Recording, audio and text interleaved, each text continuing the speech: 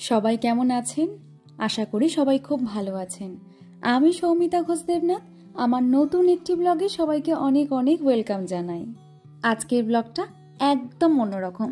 ভিডিওটা শেষ অবধি দেখার অনুরোধ রইল। আশা করি আপনাদের সবার মন অনেক অনেক ভালো হয়ে যাবে। দিনটা ছিল রবিবার। সকাল বাজে ওই 10টা। আমরা বেরিয়ে পড়েছিলাম কিছু কিছু স্টেশনে যাওয়ার উদ্দেশ্যে। আমার বাড়ির সব থেকে কাছের স্টেশন হলো দাসনগর, মানে আমি যে গন্তব্যস্থলে যাব সেইখানে যাওয়ার জন্য ট্রেন আমাকে এখান থেকেই ধরতে হবে। আমার বিয়ের পর মাও সেভাবে আর বেরোয় না, অতটা মাকে সময় দিতে পারি না, তাই মাকে বললাম চলো আজকে আমার সাথে চলো একটা জায়গায় নিয়ে যাই। ঘড়িতে তখন বাজে 10টা 28। আমাদের ট্রেন ধরার কথা 9:45টায়, কিন্তু ট্রেন এতটাই লেট যে সেই ট্রেনটাই এলো 11:45টার সময়। যাক, কোনো রকমের ট্রেনে একটা সিট পেয়ে গেছি, আর আমার হাতে আছে এক ব্যাগ ভর্তি অনেক অনেক আনন্দ। যে আনন্দটাই অ্যাকচুয়ালি আমি ভাগ করতে যাচ্ছি। গল্প করতে করতে পৌঁছে গেছি উলুবেড়িয়া স্টেশন। হ্যাঁ, এটাই আজকের আমাদের গন্তব্যস্থল। এখান থেকেই সবটা শুরু হবে। এবার আসল ব্যাপারটা আপনাদের সাথে শেয়ার করি। তার আগে যাদের সাথে আলাপ না করালে খুব বড় অন্যায় হবে, তাদের কথা বলেই আজকের ভিডিওটা শুরু করি। সংস্থার নাম মায়ের আশীর্বাদ। যাদের সাথে আমি যোগাযোগ করি, এই সংস্থাতে ছেলে মেয়ে নির্বিশেষে সবাই নিঃস্বার্থভাবে বিভিন্ন স্টেশনে থাকা ছোট ছোট বাচ্চা এবং বয়স্কদের মুখে একটু অন্ন তুলে দেয়। অন্ন দেবতায় নমো। ওম হিম অন্ন দেবতায় নমো। ওম হিম অন্ন দেবতায় নমো। প্রতি বছর আমি আমার জন্মদিনটায় অন্ততপক্ষে লাস্ট 8 বছর ধরে আমার নাচের স্কুলের সমস্ত বাচ্চাদের মুখে অন্ন তুলে না দিতে পারলেও কেক, বিস্কিট, চকলেট, চিপস, তাদের পছন্দ মতো জিনিস আমি দিয়ে তাদের সাথেই কেক কেটে আমি আমার জন্মদিনটা সেলিব্রেট করতাম। আর শেষ 2 বছর 2022, 2023 সৌম্যদীপ আমার জীবনে আসার পর ওর জন্মদিনটা আমি মোটামুটি ওর পছন্দ মতো মানুষের সাথে ও যা যা ভালোবাসে সেইগুলো করে আমি সেলিব্রেট করতাম। আর কোইন্সিডেন্টলি ওর জন্মদিন আর আমার জন্মদিন 5 দিনের গ্যাপে, যেহেতু মানে একই মাসে আমাদের জন্ম, তো একইভাবেও বাড়িতে একদিনেই আমরা সেলিব্রেট করতাম। তো আমার কি মন গেল এই বছর যে আমাদের এই দুজনের আনন্দটা এই কজনের মধ্যে সীমিত থাকবে কেন?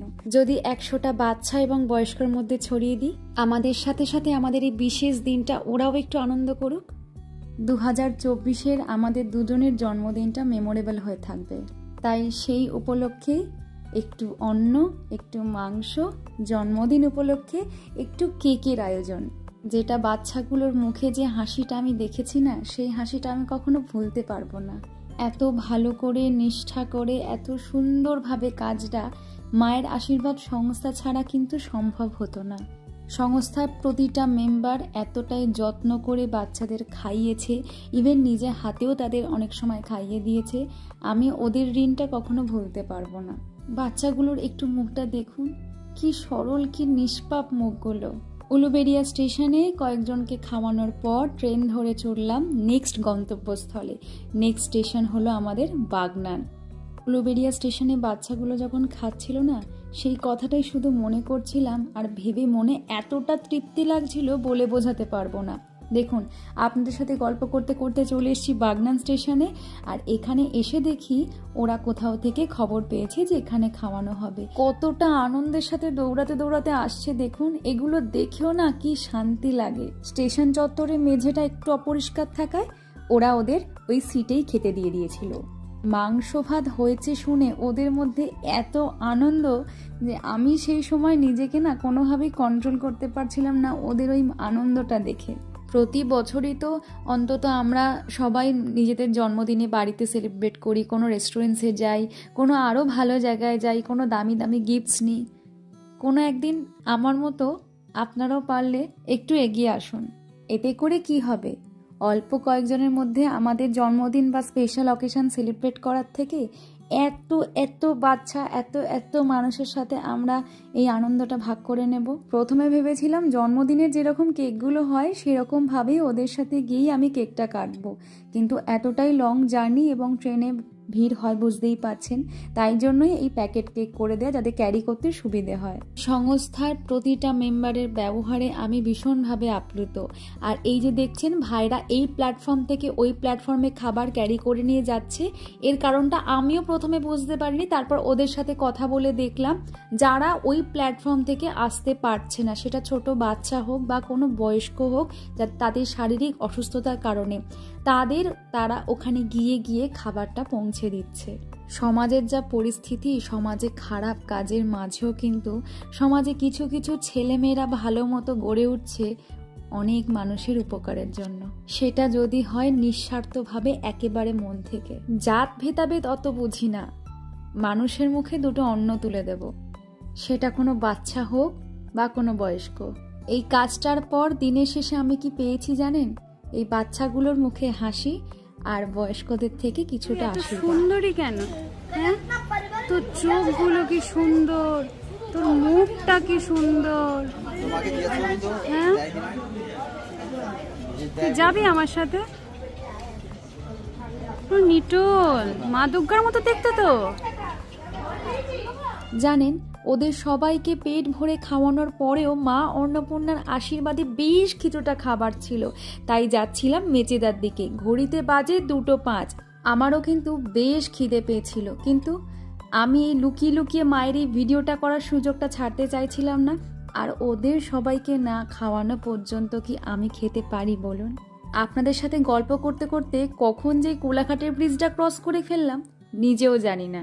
প্রথম থেকেই আমি একটু বেশি সাহসী, তাই 2018 সালে যখন প্রথম স্কুটি কিনি, তখন সেই স্কুটি করেই আমি কোলাঘাট শের পাঞ্জাবে বন্ধুদের সাথে চলে আসতাম এখানকার ধোসা, এখানকার ছোলে ভাটুরে, চিকেন ভর্তা এইসব খাওয়ার জন্য।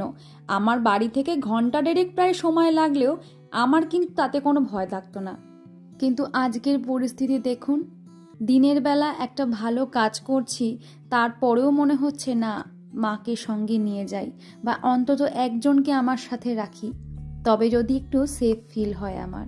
গ্রাম হোক আর শহর হোক, যতই হোক নিজের জায়গা, নিজের পরিচিত এরিয়া থেকে আমি 1.5-2 ঘন্টা দূরে যখন কোথাও গিয়ে কাজ করছি, তখন আজকের ডেটে অন্তত একটু হলেও আনসেফ ফিল হচ্ছে। রাস্তায় নেমে গলা তুলে প্রতিবাদ হয়তো করতে পারবো না, তবে এই আমার ব্লগের মাধ্যমে আমি সবাইকে এটাই বলতে চাই, I want justice, we want জাস্টিসের থেকেও উই ডিমান্ড জাস্টিস। কত রকমের গল্প, কত রকমের অভিজ্ঞতা আপনাদের সাথে শেয়ার করতে করতে পৌঁছে গেছি মেচেদা স্টেশনে। তারপর আবার শুরু হলো যুদ্ধ। হ্যাঁ, যুদ্ধই বটে বলবো। এই ভারী ভারী ভাতের জায়গাগুলো, মাংসের জায়গাগুলো, জলের বোতলের পেটি সমস্তই কিন্তু নিজেরাই পরিশ্রম করে তারা এ প্রান্ত থেকে ও প্রান্ত নিয়ে যায়। মেচেদা স্টেশনে নেবে মেচেদা টিকিট কাউন্টারের সামনেই খুব সুন্দর একটা জায়গা আছে, ওখানেই বসিয়ে খাওয়ানোর ওদের কথা ছিল। কিন্তু এই স্টেশন প্ল্যাটফর্ম ক্রস করার আগেই আবার কিছু জনের সঙ্গে দেখা। আমি ওদের অনুরোধ করলাম যে যারা খেতে চাইছে তাদের ওখানেই দিয়ে দাও। এই যে ভিডিওতে যাদের দেখছেন, এরা তাদের সংস্থার মাত্র 10%। এদের সংস্থা অনেক অনেক বড়, আশা করি ভবিষ্যতে অনেক বড় হবে। আমার যেহেতু খুব অল্প জনের কাজ ছিল, তাই এইটুকু মানুষজনের মধ্যে হয়ে গেছে। এই জায়গাটা হলো মেচেদা স্টেশনের টিকিট কাউন্টার এরিয়া, যেখানটা তুলনামূলক একটু পরিষ্কার পরিচ্ছন্ন। তাই বাচ্চাদের আর বয়স্কদের সুন্দর করে লাইন দিয়ে বসিয়ে দিয়ে খেতে দিচ্ছে। সকাল থেকে ওরাও তো পরিশ্রম করছে, তাই আমি একটু টুকটাক করে ওদের একটু হাত লাগিয়ে দিলাম কাজে। আমি মানুষের থেকেও ভগবানে বিশ্বাসী একটা মানুষ, তাই ভগবানের কাছে সবসময় আমি প্রার্থনা করি বছরে 365 দিনে যদি আমি দুবেলা দুমুঠো খেতে পারি, তাহলে অন্তত বছরের একটা দিন ওদের আমি একবেলা দুমুঠো খাওয়াতে পারি। সেই ক্ষমতা যেন আমাকে ভগবান দিয়ে থাকে, সেটা আমার বা সৌম্যদীপের জন্মদিন উপলক্ষে হোক বা আমাদের যে কোনো আনন্দ উৎসবে। ওরা সবাই ভালো থাকুক, আমি এটাই চাই। মায়ের আশীর্বাদ সংস্থাকে আমার তরফ থেকে অনেক ধন্যবাদ। ওরা না থাকলে আমি এই কাজটা এত সফলভাবে করতে পারতাম না। যারা আমার এই ভিডিওটা দেখছেন, ওদের মুখে যদি একটু হাসি ফোটাতে চান, তাহলে আপনারাও একটু এগিয়ে আসুন। আরেকজনকে অনেক অনেক থ্যাংক ইউ, সে হলো আমার হাজব্যান্ড সৌম্যদীপ। সৌম্যদীপ যদি আমাকে এই ব্লগিং সংক্রান্ত ব্যাপারে ইনসিস্ট না করতো, তাহলে আজ হয়তো আমি এত সুন্দর ভিডিও বানাতে পারতাম না।